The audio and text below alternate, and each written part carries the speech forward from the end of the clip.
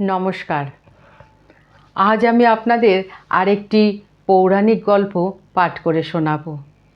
তাহলে চলুন দেরি না করে মূল গল্পে যাওয়া যাক। কল্পনা করুন মহাদেবের ডমরু আর জগন্নাথের লীলা। কল্পনা করুন দেবাদিদেব মহাদেব, যার তৃতীয় নয়ন খুললে সমগ্র ব্রহ্মাণ্ড ভস্ম হয়ে যেতে পারে, যার ক্রোধে দেবতারাও কেঁপে ওঠেন।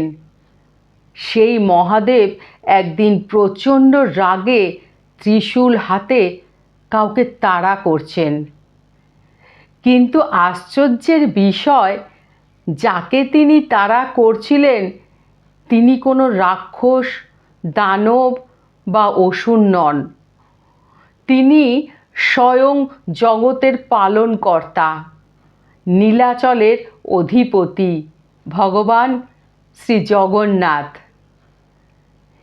কি এমন ঘটেছিল যে কৈলাসের শান্ত শিবকে ধ্যান ভেঙে প্রলয়ঙ্কর রূপ ধারণ করতে হলো? এমন কি বস্তু ছিল যা নিয়ে স্বয়ং জগন্নাথজি চলে গিয়েছিলেন? এটি কোনো সাধারণ কাহিনী নয়। এর অন্তরে লুকিয়ে আছে ভক্ত ও ভগবানের প্রেমের এক গভীর রহস্য। সেই রাতে কৈলাস পর্বতে এক অপূর্ব নীরবতা বিরাজ করছিল। বরফ শীতল বাতাস ধীরে ধীরে বইছিল। চারিদিকে গভীর নিস্তব্ধতা। মহাদেব গভীর সমাধিতে নিমগ্ন ছিলেন।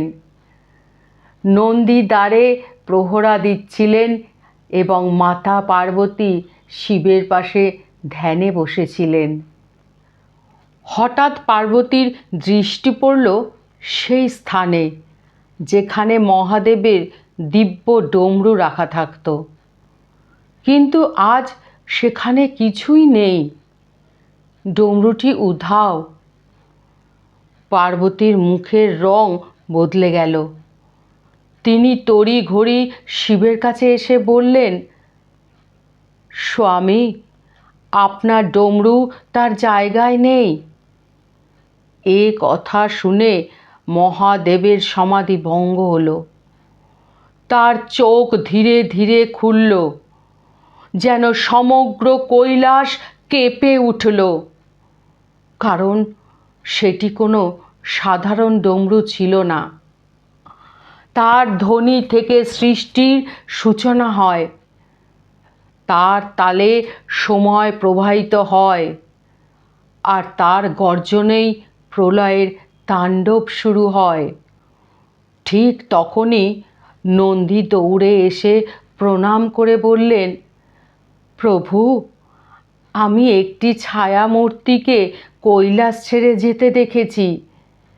তার বর্ণ ছিল ঘন মেঘের মতো শ্যাম, আর তার বড় বড় গোলাকার চোখ, আর পরনে ছিল পীতবসন। শুনেই মহাদেবের ভ্রু কুঁচকে গেল। পরক্ষণেই তার কণ্ঠে বজ্র গর্জন শোনা গেল, জগন্নাথ, জগন্নাথ! কৈলাসের শিখরগুলো কেঁপে উঠল। আকাশে বিদ্যুৎ চমকে উঠল। মহাদেব ত্রিশূল হাতে নিয়ে ঝড়ের গতিতে নীলাচল ধামের দিকে রওনা হলেন।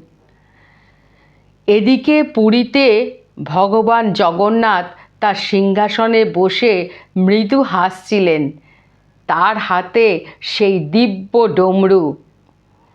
মা লক্ষ্মী উদ্বিগ্ন হয়ে বললেন, প্রভু, আপনি এ কি করলেন? ভোলানাথ জানতে পারলে তো প্রলয় বয়ে যাবে।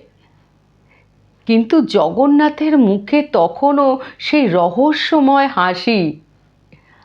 হঠাৎ মন্দিরের বিশাল দরজা প্রচণ্ড শব্দে খুলে গেল। প্রলয় বাতাস বইতে লাগলো, প্রদীপের শিখা দুলে উঠল, আর পরক্ষণেই সেখানে আবির্ভূত হলেন স্বয়ং মহাদেব। ত্রিশূল হাতে, জটায় উড়ছে, চোখে অগ্নিশিখা। তিনি ত্রিশূল মাটিতে আঘাত করে গর্জে উঠলেন, জগন্নাথ, আমার ডমরু ফিরিয়ে দাও। মন্দিরে নেমে এলো গভীর নীরবতা। কিন্তু জগন্নাথ ডমরু ফিরিয়ে দেওয়ার বদলে সেটি আরো শক্ত করে ধরে বললেন, ভোলা, আগে বসো, তারপর আমার কথা শোনো। মহাদেবের ক্রোধ তখনও প্রশমিত হয়নি, তবু তিনি থেমে গেলেন। জগন্নাথ ধীরে ধীরে বলতে শুরু করলেন, পুরী থেকে অনেক দূরে একটি ছোট্ট গ্রামে আমার এক ভক্ত বাস করে, রামদাস। সে অত্যন্ত দরিদ্র, কিন্তু তার হৃদয় অত্যন্ত পবিত্র। বহু মাস ধরে তাদের গ্রামে ভয়াবহ খরা চলছে। জমি শুকিয়ে গেছে, কুয়োগুলো খালি, শিশুরা ক্ষুধায় কাতর। কিন্তু রামদাস প্রতিদিন রাতে মন্দিরের সামনে এসে বসে কাঁদত, নিজের জন্যে নয়, সেই ক্ষুধার্ত শিশুদের জন্য। মহাদেব মনোযোগ দিয়ে শুনছিলেন। জগন্নাথদেব বললেন, আমি চাইলে এক মুহূর্তে বৃষ্টি নামাতে পারতাম, কিন্তু সেই ভূমিতে এক প্রাচীন ঋষির অভিশাপ ছিল। অভিশাপ ছিল, যতক্ষণ না শিবের ডমরুর ধ্বনি সেই মাটিতে প্রতিধ্বনিত হবে, ততক্ষণ এক ফোঁটা বৃষ্টিও পড়বে না। মহাদেব বিস্মিত হয়ে বললেন, তাহলে তুমি আমাকে বললে না কেন? আমি নিজেই চলে যেতাম। জগন্নাথদেব মৃদু হেসে উত্তর দিলেন, ভোলা, তুমি যদি নিজে যেতে, তবে রামদাস মনে করত সে কোনো বিরাট অনুগ্রহ পেয়েছে। তার ভক্তি ছিল সম্পূর্ণ নিঃস্বার্থ। তাই আমি চেয়েছিলাম তার প্রার্থনা নীরবে পূর্ণ হোক। সেই কারণেই আমি রাতের অন্ধকারে কৈলাসে গিয়ে তোমার ডমরু নিয়ে এসেছিলাম। তিনি আরও বললেন, আমি রামদাসের ভাঙা কুঁড়ে ঘরের সামনে দাঁড়িয়ে ধীরে ধীরে ডমরু বাজালাম। প্রথম ধ্বনি উঠতেই আকাশে কালো মেঘ জমল, বিদ্যুৎ চমকালো, আর অল্পক্ষণেই এমন বৃষ্টি নামলো যে গ্রামের মানুষ আনন্দে কেঁদে ফেলল। শিশুরা কাদা মাটিতে নাচতে লাগলো, শুকনো মাঠে আবার জীবন ফিরে এলো। এই কথা শুনে মহাদেবের সমস্ত ক্রোধ গলে জল হয়ে গেল।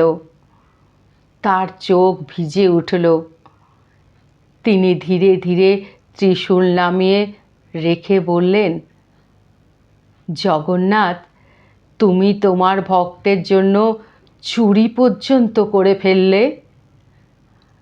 জগন্নাথ হেসে ডমরু এগিয়ে দিয়ে বললেন, এই নাও, তোমার মূল্যবান ধন নিরাপদেই আছে। মহাদেব মুচকি হেসে জিজ্ঞেস করলেন, কিন্তু যদি এটাই উদ্দেশ্য ছিল, তাহলে আমাকে ত্রিশূল হাতে এত দূর দৌড়াতে হলো কেন? জগন্নাথের চোখে আবার শিশু সুলভ দুষ্টুমি ফুটে উঠল। তিনি বললেন, কারণ ভোলা, আমি জানতাম তুমি অবশ্যই আসবে, আর যখন মহাদেব ত্রিশূল হাতে দৌড়াবেন, তখন যে লীলা সৃষ্টি হবে তা সমগ্র ব্রহ্মাণ্ড যুগ যুগ ধরে স্মরণ করবে। এ কথা শুনে মহাদেব অট্টহাস্যে ফেটে পড়লেন। তার হাসিতে পুরো মন্দির মুখরিত হয়ে উঠল। সমুদ্রের ঢেউ উঁচু হয়ে উঠল। ঘণ্টার ধ্বনি নিজে থেকেই বেজে উঠল।